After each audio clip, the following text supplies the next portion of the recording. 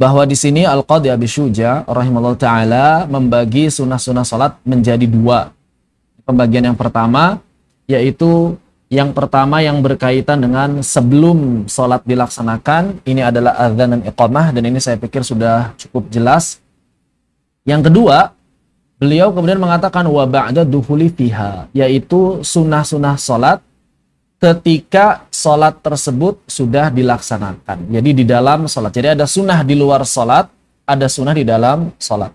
Sunnah di luar salat adalah adzan dan iqamah. Adapun sunnah di dalam salat, beliau mengatakan ada dua. Yang pertama tasyahud awal, yang kedua kunut, ya. Namun kalau kita lihat setelah ini, pembagian setelah ini, ada yang disebut dengan hayat. Ada yang disebut dengan hayat. Ini juga bermakna sunnah. Ini juga bermakna sunnah.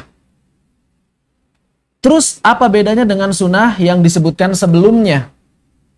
Yang dua poin ini, tasyahud awal dan juga kunut. Ya. Jadi sunnah salat dalam madhab Imam Asy-Syafi'i terbagi menjadi dua. Sunnah yang sudah di dalam salat, ya. Sunnah di dalam salat, bukan sebelum salatnya. Kalau sebelum salatnya tadi adzan dan iqamah. Sunnah di dalam salat dalam madhab Syafi'i terbagi menjadi dua. Yang pertama yang disebut dengan ab'adus salah. Ab'adus salah. Ab'adus salah. Yang kedua, hayatus salah. Hayatus salah.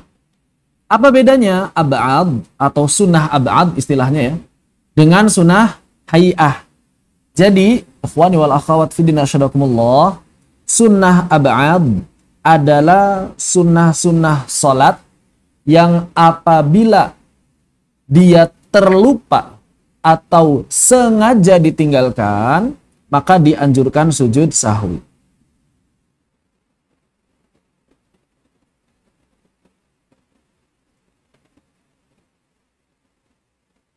Jadi kalau ada sunnah ab'ad atau sebagian dari sunnah ab'ad ada yang tertinggal atau memang sengaja ditinggal, itu tidak batal salatnya, akan tetapi dianjurkan untuk sujud sahwi.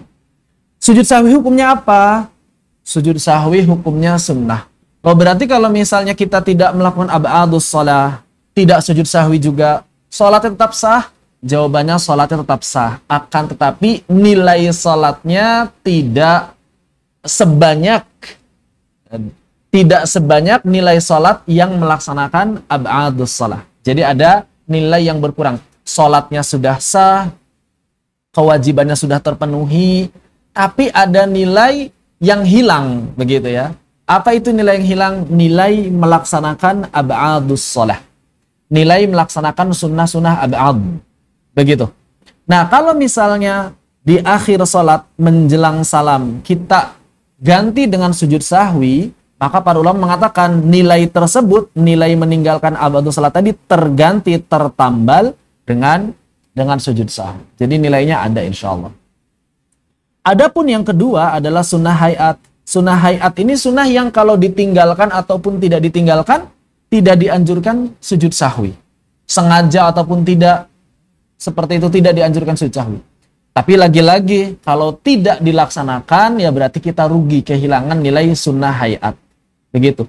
Dan sayangnya ketika sunnah hayat ini tertinggal atau sengaja ditinggalkan, tidak bisa ditambal dengan sujud sahwi. Kenapa? Karena sunnah hayat, sunnahnya tidak ditekankan. Kalau yang pertama, yang ab'ad, ini sunnahnya ditekankan, mu'akkadah. Makanya bisa diganti dengan sujud sahwi. Kenapa? Saking pentingnya. Sampai-sampai meninggalkannya pun bisa diganti dengan sujud sahwi. Dan kenapa disebut ab'ad? Ab'ad itu kan dari kata ba'd, bagian-bagian sholat. Kok bisa disebut bagian-bagian sholat padahal bukan rukun sholat? Nah itu dia. Mereka ini bukan rukun sholat, tapi saking nempelnya dengan sholat, dalam riwayat hampir tidak ditemukan Nabi Shallallahu Alaihi Wasallam meninggalkannya secara sengaja. Seakan-akan dia bagian dari sholat, nempel dengan sholat. Karenanya para ulama Imam Syafi'i mengatakan mereka adalah bagian dari sholat, akan tetapi bukan rukun. Kalau ada yang bertanya, kenapa tidak dimasukkan ke dalam rukun? Karena jawabannya, kalau yang namanya rukun ini harus ada dalam seluruh sholat. Jadi yang namanya rukun harus ada dalam seluruh sholat. Kalau misalnya tahiyat awal atau kunut dimasukkan ke dalam rukun, maka konsekuensinya berarti setiap sholat harus ada tahiyat awalnya, setiap sholat harus ada kunutnya. Realitanya bagaimana? Realitanya tidak. Sholat yang ada tahiyat awalnya kalau sholatnya 3 rakaat atau 4 rakaat. Sedangkan sholat subuh tidak ada tahiyat awalnya. Sebaliknya, kunut justru adanya di subuh. Yang lain tidak ada. Karena itu tidak mungkin kunut subuh ataupun kunut witir ya.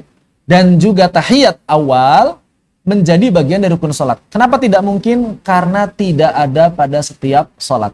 Kita cek, silahkan dicek bersama nanti. Ya, rukun-rukun sholat yang telah kita bahas, baik itu yang membagi 13 ataupun 17 ataupun 18, itu semuanya ada dalam setiap sholat apapun. Ada dalam setiap sholat apapun ya, kecuali sholat jenazah yang memang tata caranya berbeda. Begitu. Jadi alasannya seperti itu. Nah, kalau dalam mazhab Imam Ahmad bin Hambal ada yang namanya wajib sholat. Ada yang namanya wajib sholat. Dia bukan rukun, juga bukan sunnah ab'ad, tapi wajib. Kenapa disebut wajib? Karena memang bukan rukun, tidak ada pada setiap sholat. Sama ya alasannya, tidak ada pada setiap sholat. Contohnya apa wajib sholat? Ya contohnya tasyahud awal, tahiyat awal. Cuma kalau dalam mazhab Hambali agak banyak ya wajib sholat itu. Tahiyat awal, zikir, takbir intiqal, Allahu Akbar. Kemudian tasbih di ruku, tasbih di sujud, zikir ketika i'tidal itu termasuk wajib.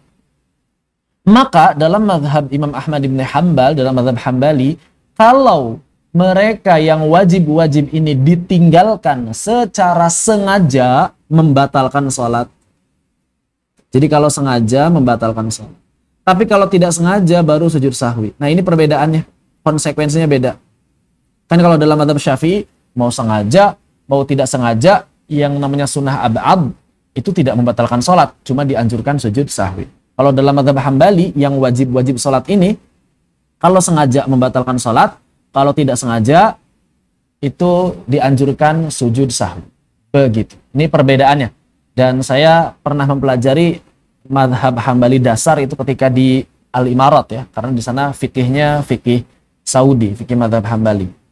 Seperti itu. Walaupun banyak unsur tarjihatnya, banyak yang tidak mengikuti Hambalinya. Tapi secara umum Hambali. Baik, seperti itu.